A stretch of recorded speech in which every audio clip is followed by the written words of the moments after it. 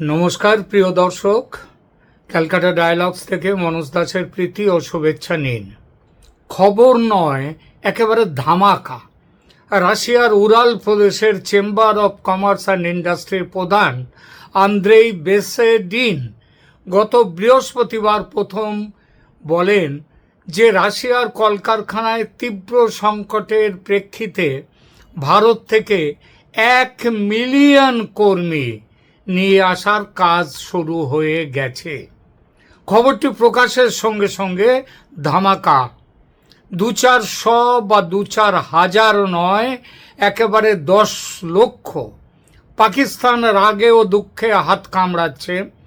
পাকিস্তানের টিভি চ্যানেলগুলো দেখুন একবার, তারা আক্ষেপ করছে পাকিস্তান কি দোষ করলো, আমাদের দেশ থেকে কি কিছু কর্মী নেওয়া যেত না। চীন সহজে মনের ভাব মুখে আনে না, তাই তারা চুপ বটে, কিন্তু গুম মেরে বসে আছে। ভাবছে এত ভালোবাসা দুই দেশের, রাশিয়া আর ভারতের। আর আমেরিকা, মাস্তান ট্রাম্প কোথায় ভেবেছিল ভারতীয়দের কয়েক হাজারকে মার্কিন মুলুক থেকে ফেরত পাঠিয়ে সেই জায়গায় আমেরিকানদের চাকরি দেবেন। আর আমেরিকানরা চাকরি পাক কি না পাক, তার থেকেও বড় কথা ভারতের তো চাকরি গেল। বাড়তি শুল্ক আরোপ করে টাইট দেবেন তিনি ভারতকে। ভারতের কাজের বাজারকে তিনি এইভাবে করতে চাইলেন, নষ্ট করে দিতে চাইলেন। তার বদলে এটা কি করলো রাশিয়া? 10 লক্ষ ভারতীয় কর্মী নেবে তারা, তাও কিনা এই 2025-এই। ওই যে বললাম, ধামাকা তৈরি করেছে এই খবর। 2025 সালের জুলাই মাস, এটা বছর শেষ হতে 4.5 মাস বাকি। এই 4.5 মাসের মধ্যে রাশিয়া ভারত থেকে দক্ষ অদক্ষ মিলিয়ে 10 লক্ষ কর্মী নেবে তাদের দেশে কাজ করার জন্য। এত কর্মী একসঙ্গে নেওয়ার প্রয়োজন কেন? প্রয়োজন এই জন্যে যে রাশিয়ার যুবকদের একটা বিরাট অংশ তারা ব্যস্ত ইউক্রেনের সঙ্গে যুদ্ধে, তাই কলকারখানায় কাজ করার লোকের তীব্র সংকট। এই সংকট মেটাতে অন্য কোনো দেশ নয়, ভারতের শরণ নিয়েছে রাশিয়া। এই বছরেই 10 লক্ষ ভারতীয় কর্মী চাই, তাই পুতিন সাহেবের। এই প্রসঙ্গে মানি কন্ট্রোল পত্রিকা কি লিখছে একটু পড়ি। Several sources report on Russia's a large number of Indian workers to address labor shortages, especially in the wake of the Ukraine conflict. Initial reports suggest Russia aimed to hire 1 million 10 lakh workers by the end of 2025. অর্থাৎ বিভিন্ন সূত্র মারফত জানা যাচ্ছে যে Russia Ukraine যুদ্ধে তাদের যে এখন তীব্র কর্মী সংকট হওয়ার ফলে তারা ভারত থেকে 10 লাখ লোক কর্মী নিয়োগ করতে চলেছে। প্রাইমারিলি কোন জায়গায় এই কর্মীদের নিয়োগ হবে? Primarily in sectors like metallurgy, mechanical engineering, construction, logistics and wire housing.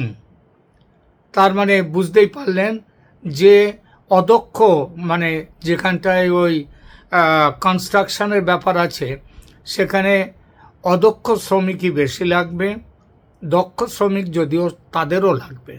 এইরকম সব বিভাগেই কম বেশি অদক্ষ শ্রমিকের ব্যবস্থাও আছে। অর্থাৎ যেখানে শুধুমাত্র কাজ শরীরে খেটে তারা কাজটা দেবে, মাথার বুদ্ধির তত দরকার নেই, এমন কাজও আছে। আর একটি নিউজ পোর্টাল track.in, তারা কি লিখছে শুনুন। Facing an acute labor shortage worsened by the Ukraine conflict, Russia is looking beyond its traditional labor markets and expects to recruit as many as 1 million workers from India by the end of 2025. The move marks a significant pivot in Russia's labor strategy, which has historically relied on workers from former Soviet states. এর আগে এখানে বলা হচ্ছে কি যে Russia এর আগে নির্ভর করত পুরনো যে সোভিয়েত ইউনিয়নের রাজ্যগুলো ছিল সেই রাষ্ট্রগুলো থেকে তারা নিত, প্রাক্তন সোভিয়েত যে রাষ্ট্রগুলো ছিল যারা বিচ্ছিন্ন হয়ে গেছে তাদের থেকে নিত। এবার সেটা কিন্তু পাল্টে দিল। CNN নিউজ 18 তারা লিখছে, Russia eyes 1 million Indian workers amid labour shortage, offers high pay for tough jobs. এমন নয় যে ভারতীয় কর্মীরা রাশিয়ায় নেই, বর্তমানে আছে। 2025 সালে ভারত থেকে আগে থেকে যত ভারতীয় কর্মী আছে রাশিয়াতে, তার সঙ্গে নতুন করে যুক্ত করেছে 71,817 জনের ওয়ার্কিং ভিসা দিয়ে দিয়েছে রাশিয়া, তাদের যাত্রা শুরু হয়েছে। তফাৎটা হলো সেই ওয়ার্কিং ভিসার সংখ্যা বেড়ে গিয়ে এখন 10 লক্ষ হচ্ছে। 71,817 জন ছিল এবছরের ওয়ার্কিং ভিসা অলরেডি দেওয়া হয়েছে, তাদের জায়গায় এখন সেখানে যাচ্ছে 10 লক্ষ। রাশিয়ার বিজনেস লবি পরামর্শ দিয়েছে ভাষাগত অসুবিধা যাতে না হয় এই ভারতীয়দের, তার জন্য ক্র্যাশ কোর্স চালু হচ্ছে যাতে করা হয় শিগগির, এবং সেটা চালু হয়েও যাচ্ছে অতি শীঘ্র। এর প্রতিক্রিয়ার কথা আগেই বলেছি। পাকিস্তান গত কিছুদিন ধরে রাশিয়ার আস্থা অর্জন করার খুব চেষ্টা করছে। ডোনাল্ড ট্রাম্পের বিরুদ্ধে ব্রিক্স দেশগুলো একত্রিত হওয়াতে আমেরিকা একদম ক্ষেপে গেছে, বিশেষ করে 3টে রাষ্ট্রের ওপর, 4টি রাষ্ট্র, চীন, রাশিয়া, ভারত এবং মেক্সিকো। এই 4টে এবং ব্রাজিল, মেক্সিকো নয় সরি ব্রাজিল, এই 4টে রাষ্ট্রের ওপরে খুব ক্ষেপেছে ট্রাম্প। আর একত্রিত হওয়াতে চীন রাশিয়ার এই ক্ষেপে যাওয়ার ফলে চীন এবং রাশিয়ার মধ্যে এখন সম্পর্ক অনেকটা কাছাকাছি। আর পাকিস্তান তো চীনের উপগ্রহ, অতএব পাকিস্তান ভেবেছিল রাশিয়াও তাদের দেশ থেকে কিছু কর্মী নেবে। তারা যোগাযোগও করেছিল রাশিয়ার সরকারের সঙ্গে, কিন্তু পাকিস্তানের অতীত বর্তমান সব ইতিহাস তো জানে রাশিয়া, জানে যে এরা সন্ত্রাসবাদের বিরুদ্ধে আবার সন্ত্রাসবাদের পক্ষে কিভাবে একই সাথে ডাবল স্ট্যান্ডার্ড রেখে কাজ করে। সোভিয়েত আমলে আফগানিস্তানে কিভাবে রাশিয়ার বিরোধিতা করেছে পাকিস্তান, কিভাবে আমেরিকার গোপন সাহায্য নিয়ে অর্থ সাহায্য, অস্ত্র সাহায্য, এমনকি তাদের নিজেদের দেশের লোককে পাঠিয়ে প্রেসিডেন্ট জিয়াউল হক, সেই সময়ের প্রেসিডেন্ট পাকিস্তানের, তিনি সোভিয়েতকে কিভাবে হারিয়েছেন আফগানিস্তানে, সেটা রাশিয়া ভোলেনি। পাকিস্তান যে বিশ্বস্ত সঙ্গী নয়, এটা রাশিয়াকে নতুন করে বলার দরকার নেই। পাকিস্তানকে সাহায্য করা মানে জঙ্গিদের সাহায্য করা। এজন্য ভারতের বিরুদ্ধে পাকিস্তান চাইলেও S-400 দেয়নি রাশিয়া, আর দেবেও না, সেটা স্পষ্ট বলে দিয়েছে।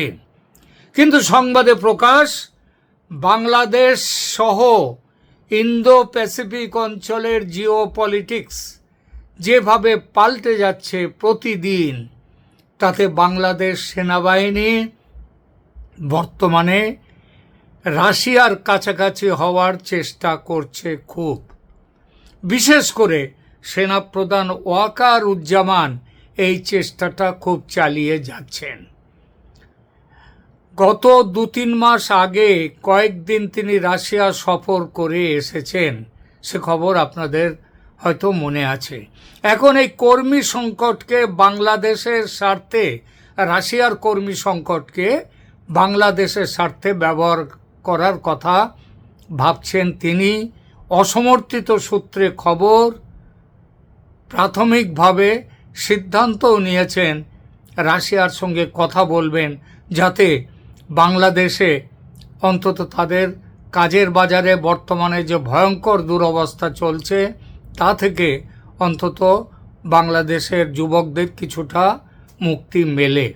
কিন্তু রাশিয়া কি নেবে বাংলাদেশিদের?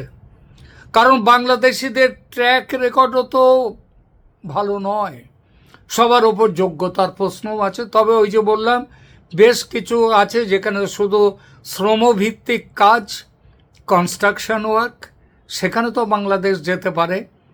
সুতরাং যদি সত্যিই ওয়াকারুজ্জামান সাহেব চেষ্টা করেন, আমার মনে হয় রাশিয়া অন্তত একেবারে খালি মুখে তাদেরকে ফেরত দেবে না। তবু দেখা যাক সেই টোকেন অ্যাপ্রুভাল হিসেবে রাশিয়া কতটা কি করে as a good gesture to Bangladesh. এখনকার মতো এখানেই রাখছি। ভালো থাকবেন, ধন্যবাদ।